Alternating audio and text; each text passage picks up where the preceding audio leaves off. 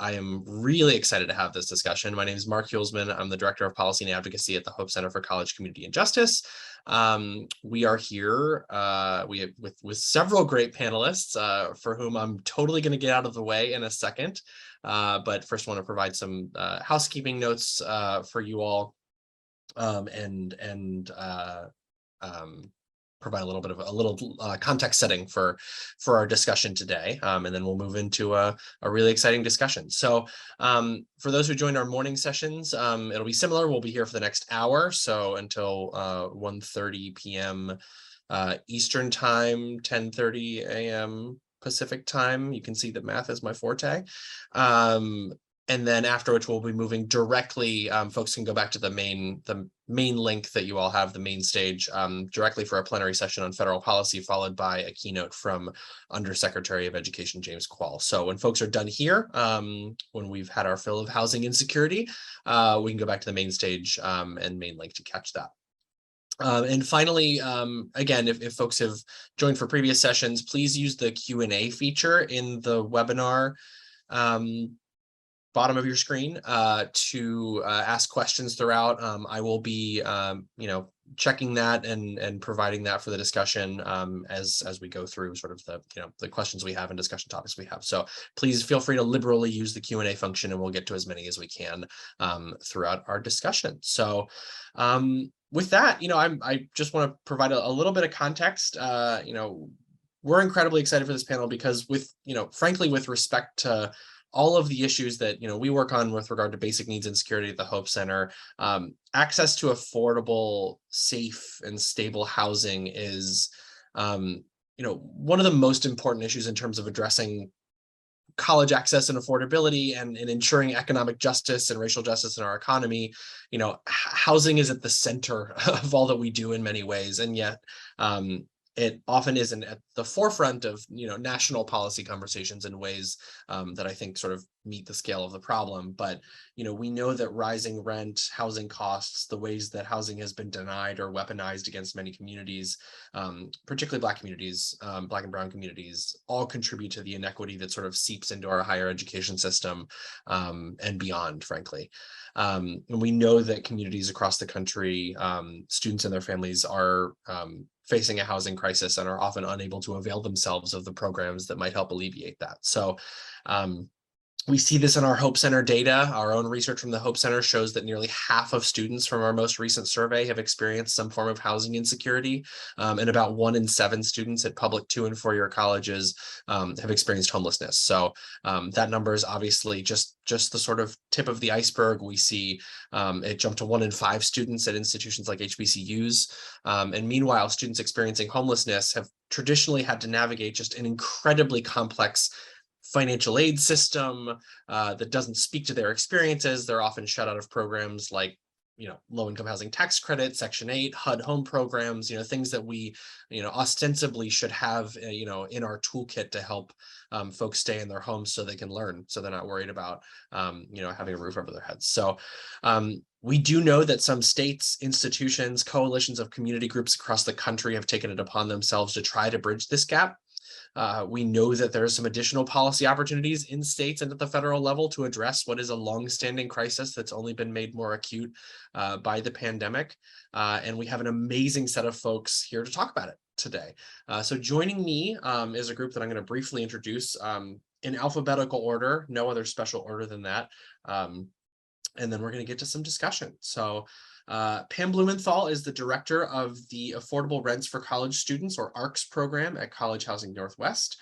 Barbara Duffield is the executive director of Schoolhouse Connection, which is a national nonprofit organization working to overcome homelessness through education. Javier Gomez is a student at Portland Community College in Oregon and a participant in the ARCS program. Matt Rasmussen oversees the Youth Experiencing Homelessness program with the Oregon State Department of Human Services. And Tracy Simmons is a longtime resident of Portland, Oregon, and the Associate Vice President of Diversity, Equity, Inclusion at Mount Hood Community College, and has held a number of academic roles that I have on my screen that I'm going to scroll through, but don't want to she's also the co-chair of the Oregon Community College Association's Board Committee on Diversity, Equity, and Inclusion. I was like, I had another title for you in there, Tracy. And Ryan Sturley is the Director of Real Estate and Development for College Housing Northwest as well. So again, thank you all for being with us today. Folks in the on the attendee side, please use the Q&A function as discussion topics come up and as the spirit moves you. So with that, let's start. I'm going to start with Barbara. If you could give us sort of, a very, high level overview of the federal and state policy landscape to address housing insecurity and student homelessness, and maybe how this issue interacts with, things like the federal financial aid system. Great. Thank you very much. Happy to be here. I'm going to put in the chat box, because I am not a good multitasker, a bunch of links to things that I'll refer to in my comments, just so you'll have that right handy there. So just, to start with, I want to recognize that our discussion today about housing insecurity and homelessness among college students takes place in the context of the overall lack of affordable housing in our communities, which, as we know, is really severe right now. And students are particularly disadvantaged to compete for that lack of housing and for whatever housing is available, especially if they're low income, especially if they're young and have no rental histories, especially if they're parenting, especially if they're students of color because of historical housing discrimination, especially if they have no family support or trauma and mobility history. So our homeless and foster youth, LGBTQ youth, and all of the above. These are some of the hurdles that make the overall lack of affordable housing particularly severe for students who are in college. But at the same time, our federal housing policy has some biases built in. Chief among them is the low-income housing tax credit program. This is the program that provides a reduction in an owner's tax liability for those who construct or rehabilitate low-income housing rental units. So LIHTC, as the program is called, currently doesn't allow tenants to be enrolled in the program if they're full-time students. And there are exceptions for part-time students, former foster youth, married students, TANF, and other groups. But for many, this policy, this sort of barrier to being a full-time student and living in LIHTC housing forces them to either not be a full-time student, or if they're not a full-time student and they pursue part-time education, then they don't have access to affordable housing, or they lose access to scholarships and grants. So one of the links that's in the website there or in the chat box is about legislation that would amend this, and that might actually have a chance of moving forward after the election, called the Housing for Homeless Students Act. And we're looking for endorsers now. It's a bipartisan bill, bicameral, and costs nothing. So chances are better for it than for other policies. So I want to notice that, and you'll hear much more about how LIHTC plays out in communities from other panelists who are much more knowledgeable about it than I am. I also want to note that the homeless system has biases in it against youth and young adults in the way that students experience homelessness, and that is how homelessness is defined by our Department of Housing and Urban Development. So as the Hope Center and other studies have shown, most youth and young adults and college students aren't in shelters, aren't on the street. They're going from place to place, staying on couches, wherever they can stay. And that means they're basically not eligible for HUD homeless assistance. That too is a huge challenge. Also, the way the whole homeless system prioritizes in its entry system. So there's another federal bill that's been on the horizon, will be on the horizon again in the next session, called the Homeless Children and Youth Act. And I put a link to it there as well. That's another significant barrier that we face. And then, as Mark alluded to, there's the problems on the income side of this, specifically financial aid for youth who are experiencing homelessness and youth from foster care. Many barriers if they're under 24 and can't have access to parental signature or income. It was a 10-year-long advocacy battle to get those barriers removed, and they were in the FAFSA Simplification Act, which we're very excited about. There's a link in the chat box to a two-pager on that. This is critical because without access to financial aid, you don't have access to tuition or housing or anything else. It's just a flat-out barrier. And we've seen in our own data the number of requests for a homeless youth determination go up, but not be resolved. So because of those barriers in the financial aid office, we were hoping Congress gave the authority to the Department of Education to implement these pieces for homeless and foster on time. And the Secretary committed to doing that. But unfortunately, as we look at the questions on the FAFSA screens, it doesn't look like that is going to happen this year.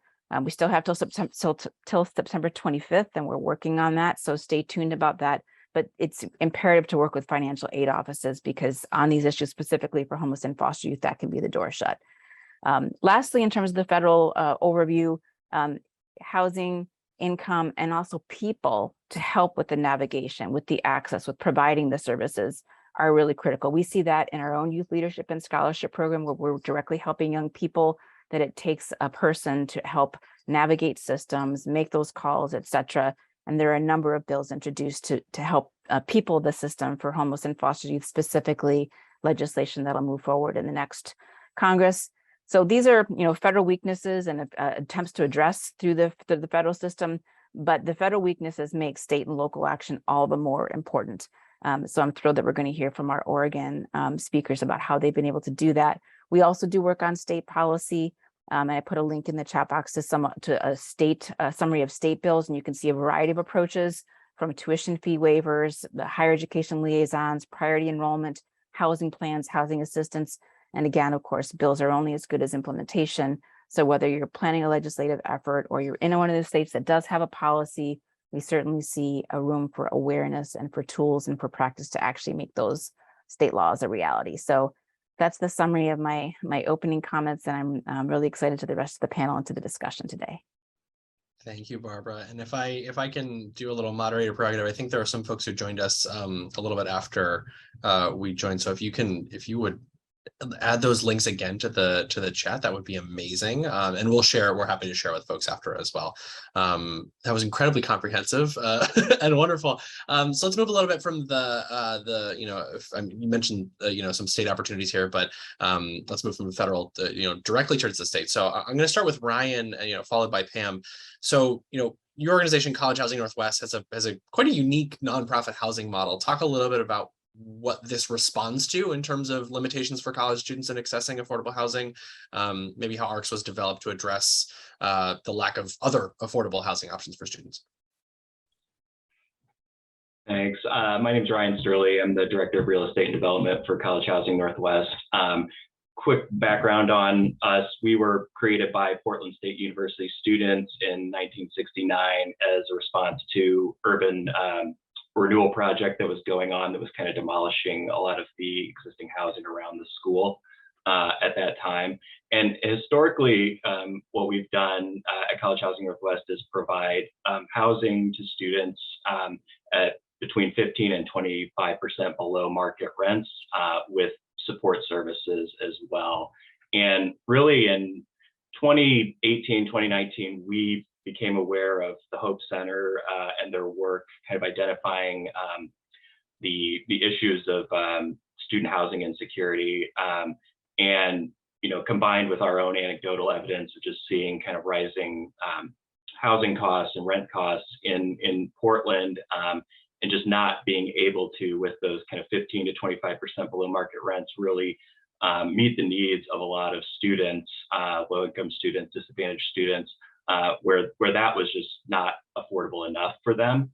And so I really started seeking out resources to develop new affordable, deeply affordable student housing around 2018, and came up across the same kind of housing barriers that Barbara mentioned before. Specifically, I mean, the critical one is the low-income housing tax credit. This is the tool that is used in the United States to create the vast majority of new affordable housing. And it just does not mesh with students, especially full-time students, even if those students are experiencing homelessness. It's crazy. And so, I spent a lot of time just investigating and trying to figure out ways that we could use the low-income housing tax credit to build, deeply affordable housing, because there was such a need, and just came up time and time again across these kind of roadblocks. So I think what Barbara mentioned in these federal kind of policy initiatives to amend the low-income housing tax credit are really, really critical to addressing this issue. I'll talk a little bit about, there's the low-income housing tax credit, which is the federal policy that kind of creates affordable housing, but state and local affordable housing resources, there are, and they've been growing, especially in Oregon. We've passed a lot of money to create new affordable housing, but that money is designed and based on, in many cases, layering on top of the low-income housing tax credit. So we're focused here on, creating deeply affordable housing to address chronically homeless individuals. And that deep affordability can only really be attained by layering these resources on top of the low-income housing tax credit resources that exist. And so again, when we look at a lot of these state and local resources to build new affordable housing, because we can't access the low-income housing tax credit, we're hamstrung a bit in being able to apply for some of these state and local dollars. So it's a huge issue. And what we did to kind of sidestep this at the time was, we went out and met with other folks who were kind of creating unique programs. We met with Tacoma Community College, who created the College Housing Assistance Program in partnership with the Housing Authority in Tacoma, which was kind of a unique model at the time that was providing subsidized vouchers and project-based assistance for students who were experiencing homelessness or near homeless students. And so we learned a lot there. We came back to Portland and met with the local community colleges and with Portland State and formed a coalition. We had a summit in 2020. Yes, 2020, because it was virtual. We had a summit. We invited legislators. We invited housing developers, folks from philanthropy, and really kind of tried to get together and elevate this issue in an attempt to, essentially generate resource for, developing or reducing rents for students and developing new affordable housing. So along with that process, we created the Affordable Rents for College Students program.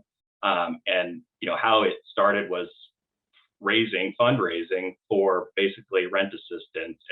And the difference between rent assistance and the low-income housing tax credit is when you fundraise for rent assistance, you can fundraise $1 million, but once that's spent, you have to raise more money. Low-income housing tax credit provides a large capital investment towards the project at the beginning.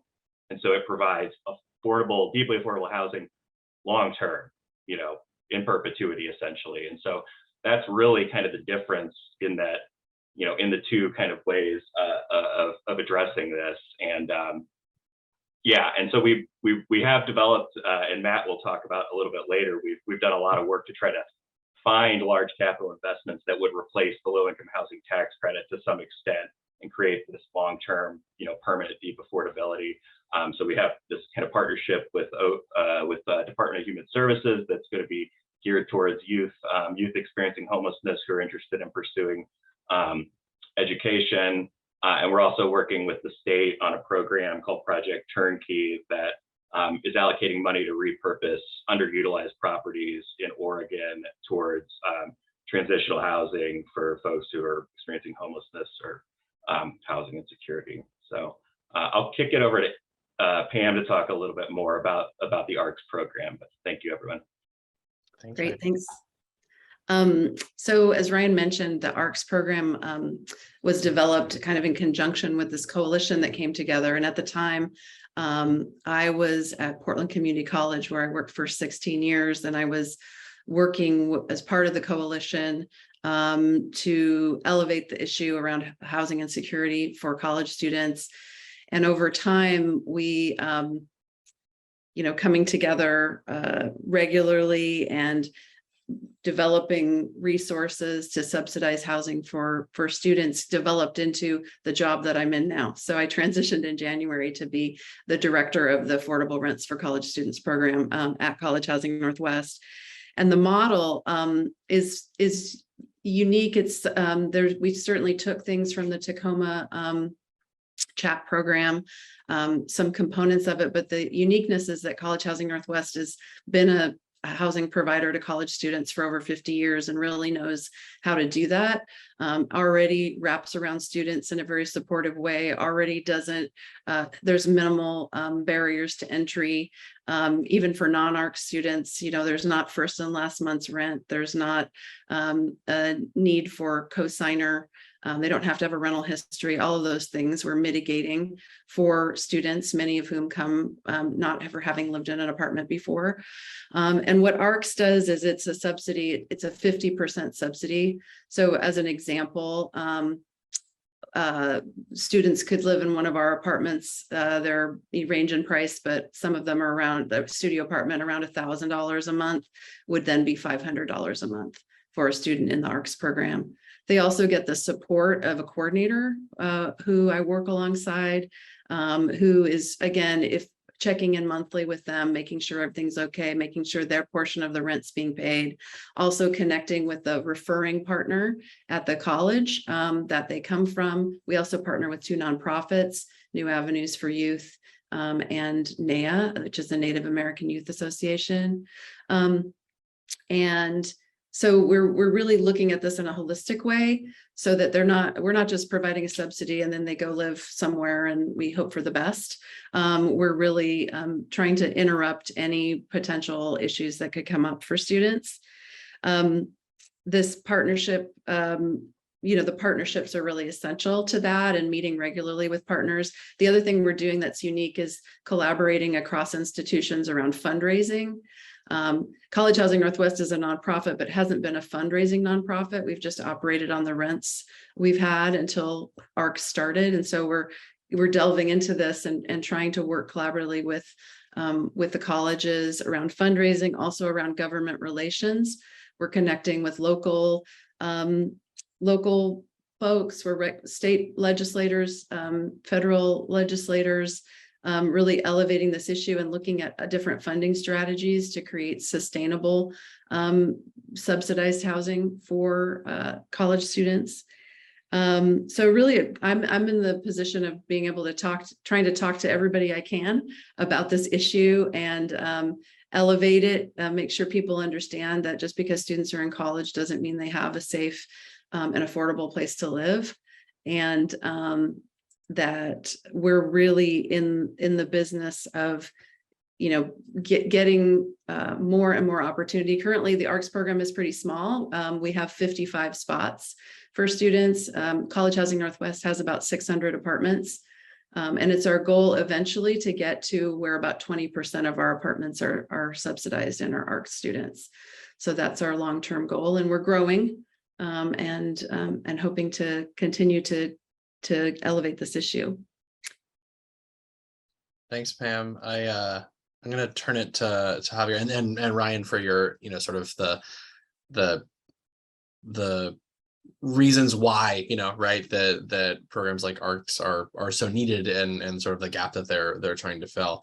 And obviously sort of how you're going about growing this type of initiative and engaging with policymakers to get sustainable funding and models out there. So Javier, I really appreciate you being here. I want to go to you, particularly to give sort of the student experience or student perspective on housing issues, how you've interacted with the ARCS program and been supported by it. Yeah, so I found out about the ARCS program I'm still in college, but my second year of college. For the longest time ever since through high school and everything, I'd lived with my grandparents. And so that's something that I did for a couple of years, even during my first year of college. But then just the cost of living in Portland and the rising cost of rent and all these other things started piling up on my grandparents. And given the fact that they're older and, my grandma's already working ahead of her retirement age, all those things, it was really hard for them to really be able to support a 2-bedroom apartment. And of course, they didn't want to they didn't kick me out or anything, but I noticed that too. And I definitely didn't want to, create a strain on them. And then the fact that while I was in college, that also meant that I couldn't get like the full-time job that I could help with, that would, allow me to help them out a little bit. And first of all, they wouldn't have allowed me to just, quit school or anything like that either. So it was really a tough situation where I was trying to find housing that I could afford while, still, being able to go to school. And thanks through PCC and through Future Connect, which is a program within PCC that helps students that are first generation college students that want to transition into a 4-year university.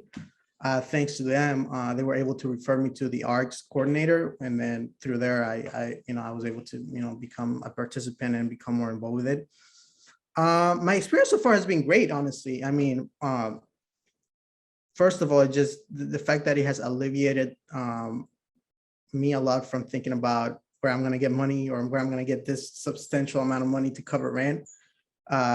Not having that on your mind all the time helps a lot, especially with school. I was able to concentrate on school, on my homework, on the classes that I had to take, and on the things that I had to do without thinking, hey, I'm going to be late for this job, or something's going to happen that it's going to prevent me from getting there. Also, the beginning, like Pamela was saying, I didn't have a rental history, so that would have made it hard to rent anywhere else. I definitely didn't have the first or the last, rent of the month. So that was a big help either. That was a big help too. And again, all those things. And again, what I would like to say is that also the arts program has been something that's just more than housing. Through the coordinators that, they check on me constantly, and it's just beyond the fact that, hey, are you going to be able to make your rent this month? It extends beyond that. It extends into the fact of how are you doing in school, and do you need anything, or do you need us to connect with somebody? It's really wonderful, and again, I've really enjoyed it. I've really enjoyed having my own spot. As you can see, I have a lot of stuff behind me, so I've really made it my own. And so, yeah, I mean, there's a lot of things that I could talk about the arts program, but the biggest thing has been that just the being relieved that I can continue my educational journey without this big barrier that is housing. Thanks, Javier. I can't tell you how often we hear about sort of the peace of mind that you're talking about, the ability to focus on what you need to be focusing on, that you get when you get housing support. So super appreciate that perspective. I want to move to Tracy, who sits at the college or the institutional level. Tracy, I'm wondering, if you could talk a little bit how, you all, or how we can create systems within colleges that address basic needs like housing, or reflect or elevate student experiences like Javier's, and how do you all work with groups like College Housing Northwest to fulfill those goals? Yeah, absolutely. Thank you for having me. I am representing Mount Hood Community College, which sits in just an interesting space in the state. If the area of our students and learners was its own city in the state of Oregon, it would be the lowest income, lowest resourced area in the state. And it's, a suburb of Portland, Oregon, where, I'll talk a little bit about the data, but we've got about 51% of our students identify as students of color. And in the 2020 Pandemic Impact Real College Survey, we found, just like many other institutions, about 50% of our students were either housing insecure or experiencing houselessness. And so it really woke us up as an organization to figure out what are the resources we have at hand. Forever, housing was one of the hardest resources to be able to deliver on students. And so folks, from years ago, we're working with College Housing Northwest and working with the county and working with other organizations, but just didn't have the capacity. And so what we've really focused on is building capacity in our organization. Just for some context, in our service area, the average rent is $1,700 a month. Next year, Oregon landlords will be able to increase rents by almost 15%. And a recent study shows that to be able to afford a 2-bedroom unit in the state, you have to make an hourly wage of about $27 or more.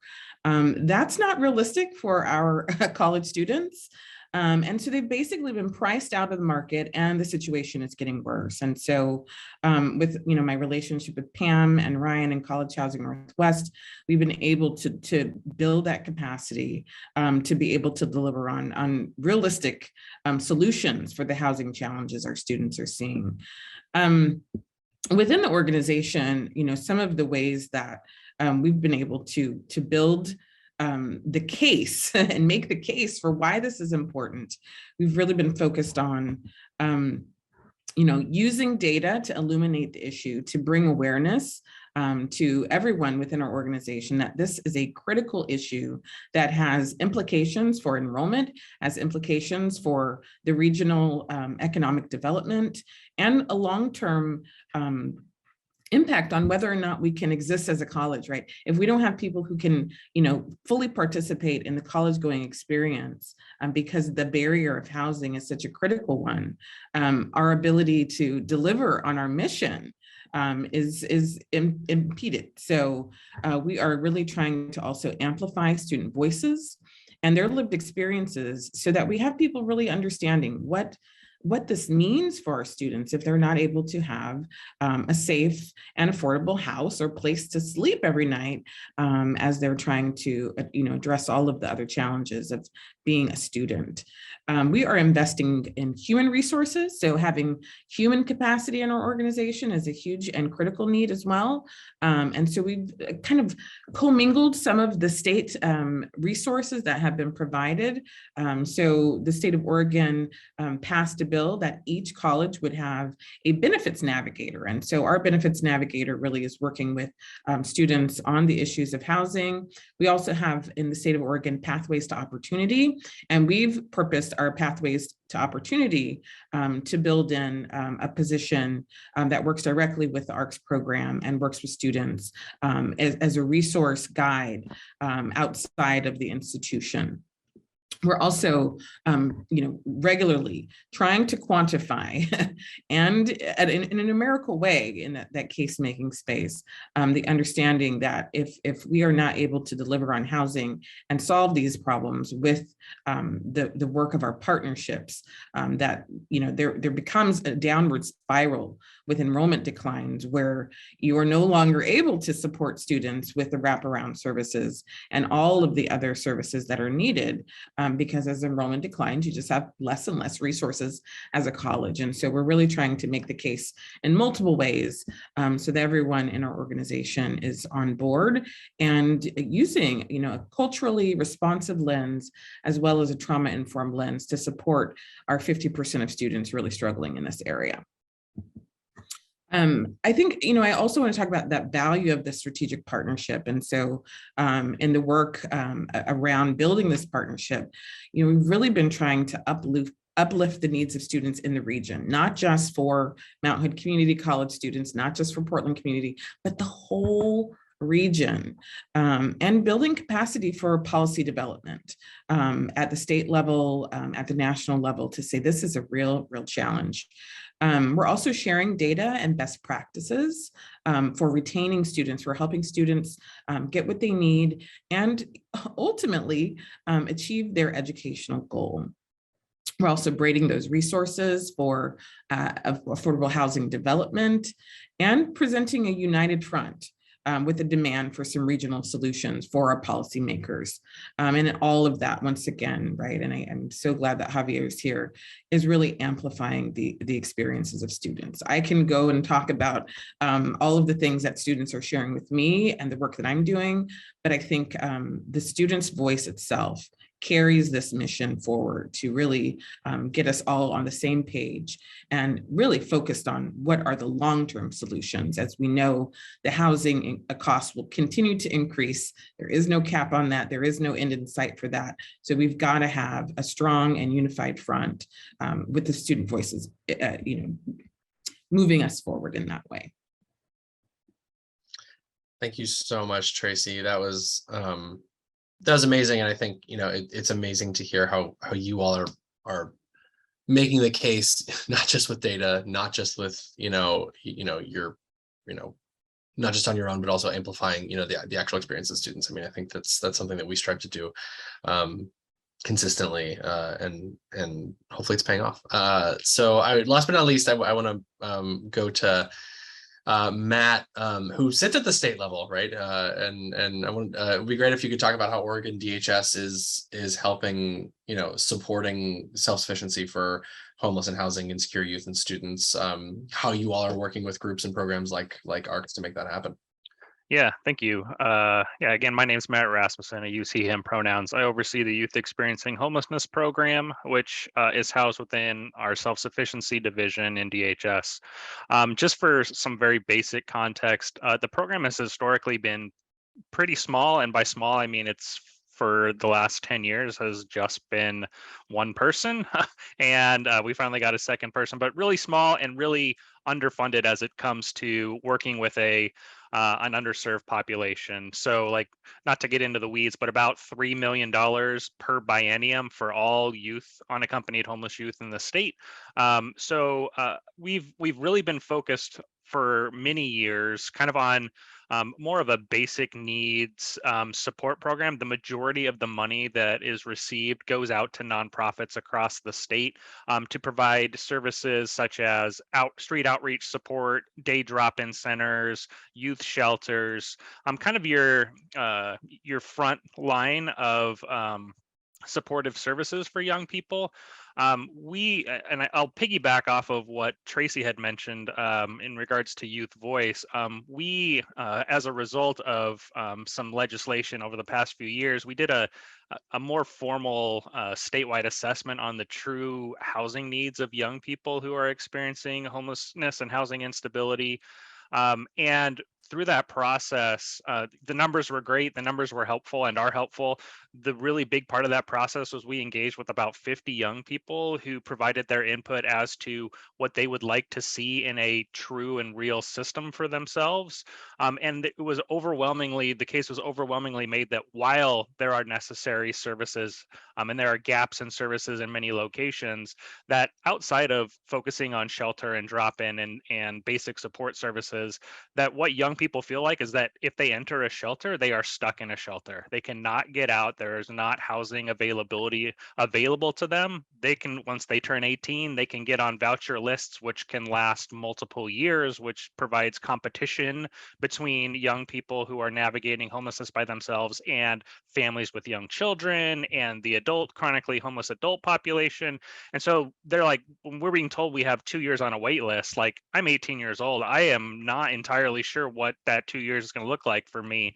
And so they really outlined the need of, we need some more longer term housing supports. And then coupling that with the obvious, I think probably to most people on this call, that one of the either predictors or outcomes of a young person who is homeless is somebody that doesn't have education and doesn't have a high school degree or capability for a young person to attend college. And so coupling those things together, along with some increased additional funding that we were able to kind of be a little bit creative with, we reached out to, or had a connection with College Housing Northwest to start really the process, probably self-sufficiency's first actual foray into like actual longer term and tangible housing units for young people who are experiencing homelessness. Generally speaking, self-sufficiency is kind of a service-based agency. We are going out there and supporting nonprofits, supporting providers, supporting people in general with services and money, but really taking a different look at it from the holistic level of self-sufficiency to say, how do we become involved in like actual tangible housing needs of the clients that we are working with is new and exciting, honestly. And so we, again, are partnering with College Housing Northwest. Our projects are kind of twofold. We don't necessarily need to get into the weeds in that here, nor do we have time, but we have one component where we are supporting 100% of a young person's rent for up to 25 young people who are experiencing homelessness or have been, to live rent-free while they're going to college over the next year or furthering their education. I shouldn't say necessarily going to college, but furthering their education. So really excited about that. I think Pam and Ryan could probably give more specific numbers, but from last I heard, I believe those units are full or close to being full, and that has been in like 2 months worth of time. And so there's clearly a need and a desire for that to happen. We're also exploring a more longer term connection in this realm of holding a certain number of units within College Housing Northwest's array of units. I think you said 600 or somewhere around there, but really forging forward with saying, maybe we can assist you with securing locations and securing property. And on the back end, holding a certain number of units available for a long period of time, multiple years, specifically for young people who are experiencing homelessness or who are significantly at risk given the data that we have. So young young people aging out of the foster care system, young people who have been involved with juvenile justice, and really holding those units so that young people don't have to go into that voucher pool and get lost in years and years of wait list, and really connecting young people with housing earlier and quicker at a level that is kind of more in tune with their needs and timeliness. So it's kind of our first motion into that, and even just the past few months of seeing young people being able to enter the ARCS program and not have to worry about or as much about their financial situation, or worry about needing to decide between, do I go to college or do I get a job, or do I go to college or do I meet my basic needs? Really kind of allowing a young person to kind of be supported in that way, and have what many I guess standard students have oftentimes, of a support system, from their home life, that we're providing, I guess, in some capacity, a little bit of, or hopefully that level of, stability, and not having to worry about, selecting between one thing or another. So it's kind of the first step and first foray into this sort of work, but we are really excited about it and want to see this expanded more and more. Thanks. That's amazing. Thank you, Matt. It's amazing to see, sort of resources and leadership at the state level, which, I think is in short supply, unfortunately, to actually scale up some things that work. So I put this in the chat function for folks. We have several minutes left. I want to get to some folks' questions. I'm going to popcorn one while folks think of their question for our panelists, but please feel free to use the Q&A function, and we'll try to get some stuff and resources to folks after as well, if there's any links you're looking for.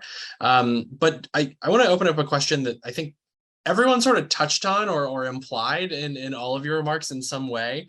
Like whether it was Tracy talking about making the case using data for institutions and whatnot, and other stakeholders showing that students are priced out, and in terms of rent increases, whether it's, sort of the implicit, advocacy for the ARCS program, or, basically everything you talked about, Barbara, as well. But, so much of this is about a lack of resources, right, to students and families. So much of it is simply a reflection of what's happening in terms of communities across the country with, the affordable housing crisis. But so much of it, right, going back to Barbara's beginning comments, are based on the just bad assumptions baked into some of our policies, right, that like students attending higher education, full-time or whatever, are in some way a privileged class that shouldn't be eligible for the limited support that we do provide.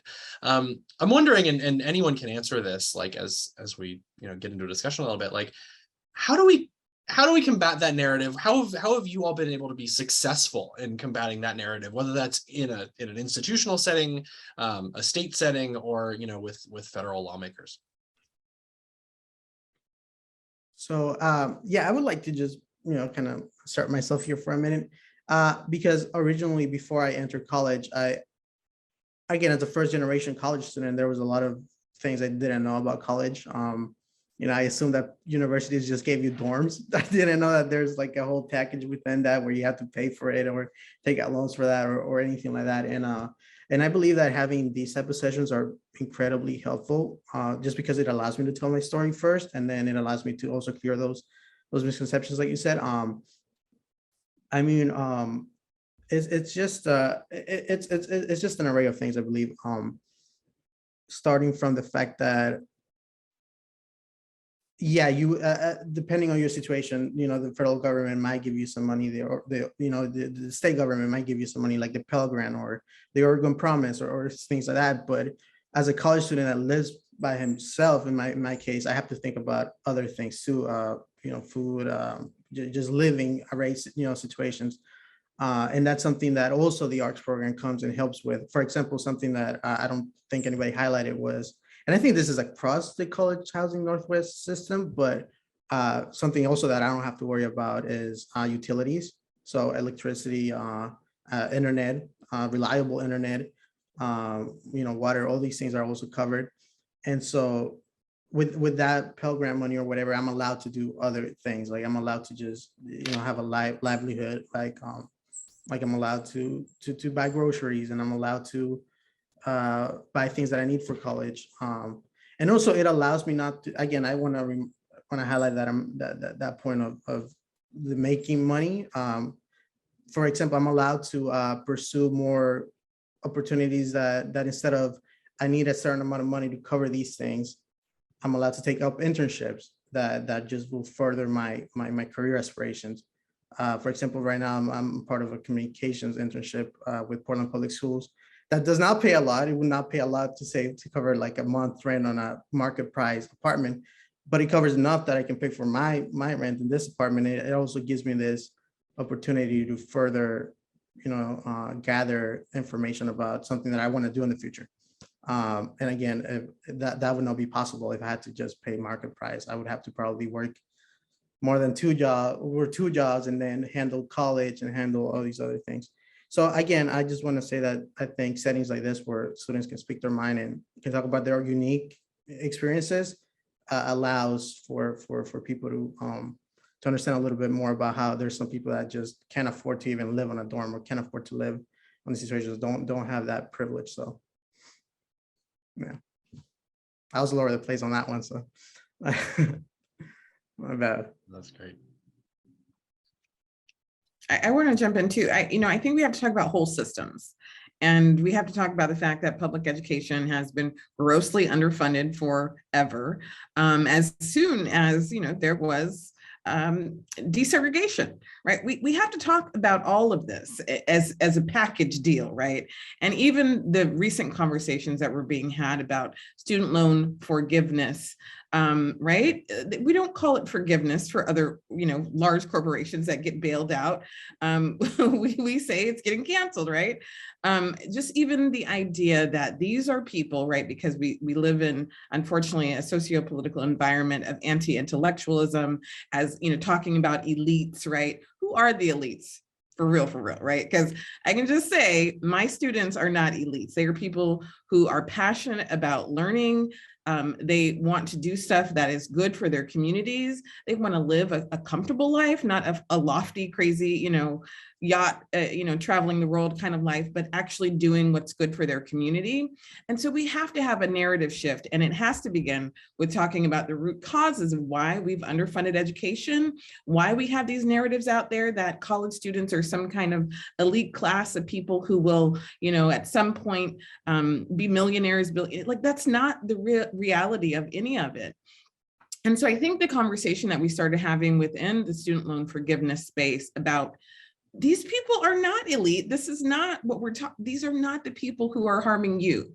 And it has to come from that whole systems wide conversation about why we're currently experiencing this underfunding for public education at the post-secondary area as well, because it's all an arc, and it all kind of flows together from the same idea that how we spend resources in our country have been focused on making sure that the very top tier of our society are never questioned for having more than they'll ever need. And we always question and focus on the scarcity model with everybody else fighting for the scraps. We have to be able to have those conversations in this framework of talking about how do we fund education? How do we create pathways for people who are first generation or otherwise to get from this starting point of likely being under-resourced as younger people to getting to a comfortable life where they're contributing to the whole and betterment of our society. Amen. Yeah. To all of that. The little add-on is just when I started working on the LIHTC policy issue was like 2008, 2009. So it's been a while. And we were told that the reason it is why it is because Congress didn't want to subsidize dorms. Because again, the perception that if you were pursuing college, you had the wherewithal and you didn't need the help. So that basic bias is, I think, still there, coupled with this conversation about the even wanting to go to college as being somehow an elite aspiration. So continuing to sort of look at the statistics about what you get from higher education, the student voice piece. Any policy win we've ever had has been because we had young people at the table talking to legislators directly about their needs. And just also, I think, Tracy, you spoke to this as well, the direct connection to persistence, to enrollment, to completion, to some of the institutional self-interest, if you will, connecting all of those dots. I think those are some of the ways that we can continue to get at this persistent bias. I also wanted to just speak to the return on investment here. Somebody posted something about fundraising for this work, and I wrote an answer in there. But I just, part of what we're talking about is really investing in college students. The average age of ARC students are 24. So I usually talk about young people, but there's older people that are in college too that we're serving, and community colleges have a wide range of ages. But if we're able to invest now, and the cost of programming and rents for ARC students is about $10,000 per student per year. Then what we know, what the credential, what attaining a credential or degree, or even some level of college, what that does to impact people's earnings over a lifetime, taxes paid, not being in state systems. There's a lot to be said for investing in this and providing holistic support to students who are the most in need, that the benefit to obviously the student, but to the rest of us is quite great. So we're certainly telling that story to folks that we're talking to, and people are responding to it. But we need to be really taking this myth of, college students are, if they can afford to be in college, they can afford to live. Like, that's just a myth that we really need to debunk. Thanks. And I'll just say, as someone who I spend probably 50% of my time working on student loan cancellation and hopefully the implementation of a wildly transformative program in terms of debt cancellation. But the more connections we can make between investing on the front end in people's basic needs in housing and doing things that we have neglected results. The result is what we see in terms of a debt crisis, in terms of affordable. I mean, it manifests itself later if you don't address it on the front end. So, just to get at what you're saying in terms of return on investment, or however you want to describe it, Pam, and also, Tracy, to your point about how what we have decided not to resource, and the moment in our history in which we've decided to pull back public funding and the conspicuousness of that. I have one more question, or I have a couple other questions in the chat, but we're also bumping up against time, which I think is a good problem to have. So I want to actually, instead of just answering these questions, which I am going to organize and collate for our panelists to respond to folks afterwards, if folks will be interested in that. I just want to give folks a chance to have a last word. I know that we've inundated folks with a lot of information about a couple, like ARCs in particular, a really amazing program that's sort of expanding and meeting the needs of students. We've heard from a student, we've heard about sort of like issues at the federal and state levels to bust some of these myths and actually provide resources to students and families facing housing insecurity. But I want to give my panelists one more chance to say anything that's on your mind or might be useful for our attendees. Go ahead.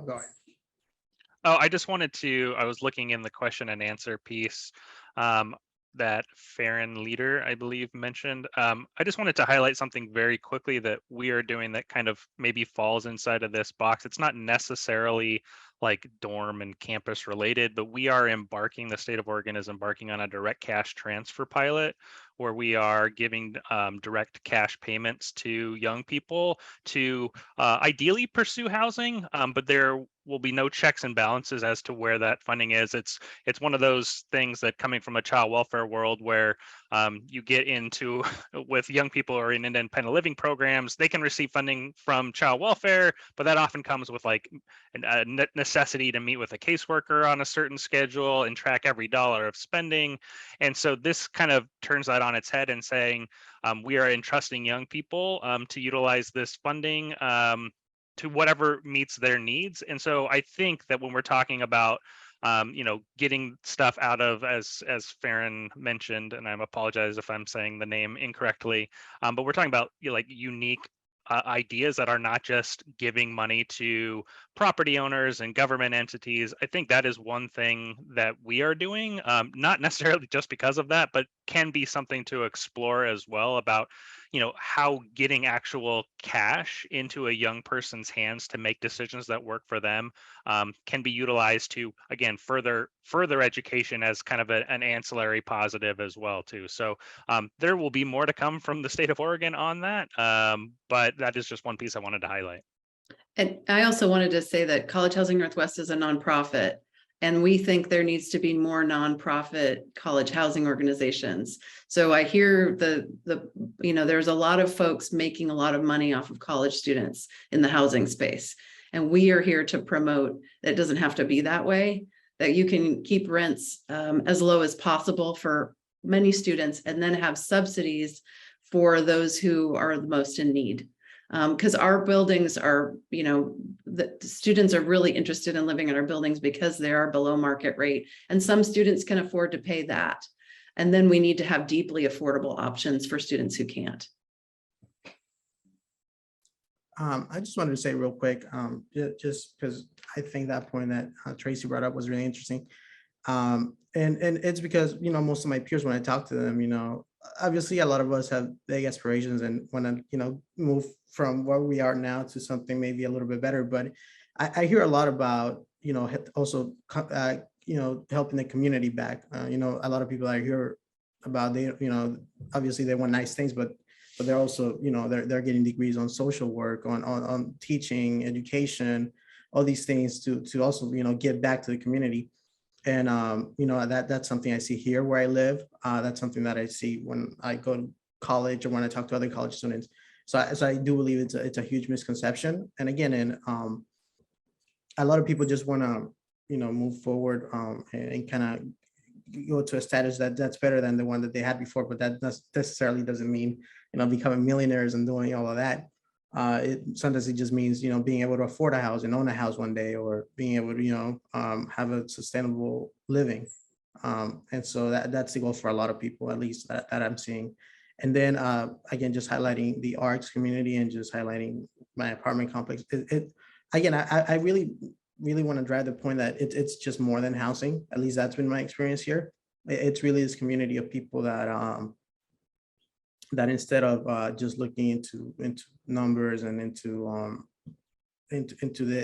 these other things, it really kind of focuses on community, right? And creating a community that uplifts other people and uplifts just students in general. And I've just been very lucky to have found this place. And it's I'm a huge believer in I'm a huge believer because I've been really a benefactor of this. It takes a village, right? And so I think when it comes to college students, that's something that ARCS does really well. It's that approach of it takes multiple people to raise somebody, and they've done a good job at that. So thanks. I can think of no better note to end this panel on. Thank you to my panelists. Thank you, Javier and Tracy and Pam and Matt and Ryan and Barbara. I learned a ton. I hope our attendees did the same.